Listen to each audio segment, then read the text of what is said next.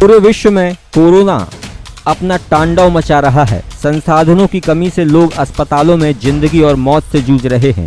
कहीं बेड खाली नहीं है तो कहीं ऑक्सीजन की कमी से आए दिन लोगों की मौत हो रही है। लेकिन जबलपुर से कोरोना मरीजों के लिए एक बड़ी राहत देने वाली तस्वीर सामने आई है, जहां नेताजी सुभाष चंद्र बोस मेडिकल कॉलेज जबलपुर में 20 बेड का अस्थायी कोविड सेंटर बनाया गया है। प्रदेश में पहली बार प्रायोगिक तौर पर इनफ्लेटेबल स्ट्रक्चर मटेरियल से बने इस प्री मेड वार्ड के school of excellence in pulmonary medicine की वर्किंग में स्थापित किया गया है। टेंट नुमा एसी युक्त इस वार्ड को 3 दिन में चिकित्सा के लिए तैयार कर लिया गया है। इसमें चिकित्सा संबंधी अत्य आवश्यक और आधुनिक सुविधाएं मौजूद हैं। ऐसे में मरीजों को भर्ती करके इस अनोखे वार्ड में आज से उपचार शुरू करने की भी तैयारी है।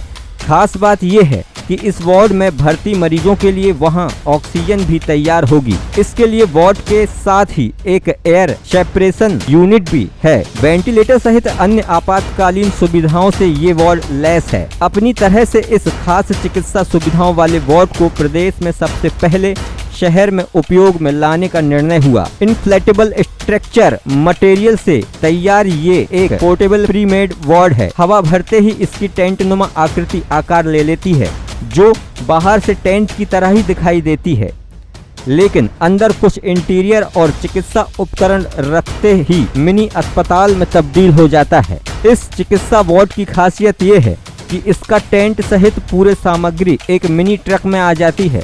पोर्टेबल होने के कारण इसे खोलकर एक स्थान से दूसरे स्थान आसानी से ले जाया जा सकता है।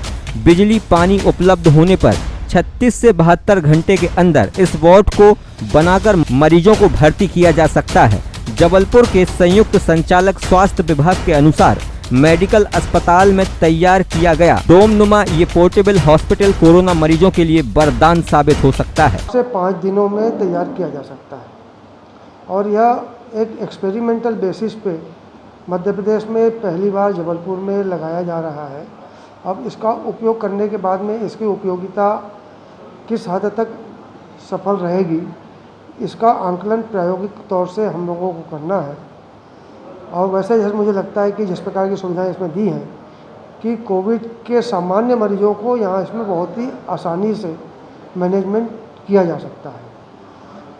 और यह प्रयोग अपना सफल होता है तो इस प्रकार के वार्ड किसी भी रिमोट एरिया में जहाँ पे बिजली और पानी की सुविधा उपलब्ध है 5 दिन के अंदर तैयार किया जा सकता है। जैसे कि उदाहरण के लिए अपन कहें कि कुंडम में केसेस बढ़ रहे हैं और कुंडम का जो शासकीय चिकित्सालय वहाँ पे मात्र 4 बिस्तर की ज़रूरत का अस्पताल है, परिसर है, तो वहाँ पे 5 दिन के अंदर 20 बिस्तर का एक अस्पताल खड़ा किया जा सकता है। और ये तो सिर्फ 20 बिस्तर का है।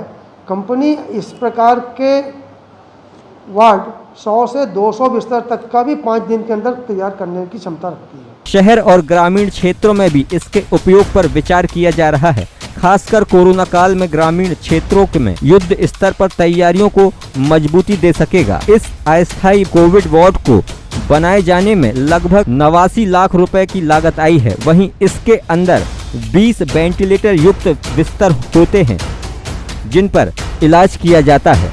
सबसे खास बात तो यह है कि 3 दिन में बनकर तैयार होने वाले इस वार्ड में ऑक्सीजन की आपूर्ति के लिए ऑक्सीजन एयर सेपरेशन यूनिट की सुविधा इसमें शामिल है।